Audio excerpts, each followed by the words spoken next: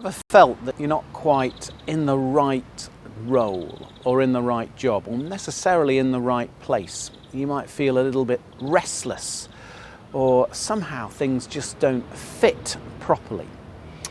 If so, it might be that you need to reflect upon your calling or vocation. This is something that the scriptures have a lot to say about. There's lots of people in there who in one way or another have God crossing their path and who as a result decide then to think and do and be differently. I remember one lecture I attended where the lecturer was talking about David in respect of this.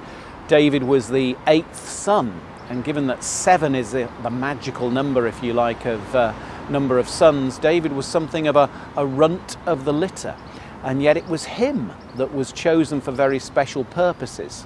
So if you're thinking, oh, it couldn't possibly be me in this specific kind of role, well, maybe it could. Again, David was picked out by Samuel, so there was somebody else who was saying to him, look, have you thought about this? Have you imagined yourself into this kind of role? And maybe it is that we're called to be Samuel to somebody else, to actually suggest to them that they might want to think about using what we see as their giftings in quite specific ways, either inside or outside of the church. And the third really interesting thing about David, certainly in relation to that story of him overcoming Goliath, is that when he's asked to put armour on, he doesn't put armour on. He says he can't work as well with the armour on as without it. And maybe there's something in there for vocation as well, that maybe we don't fit or conform to somebody else's armour or somebody else's role, but actually we have to fill out a role with our own particular and unique character and personality.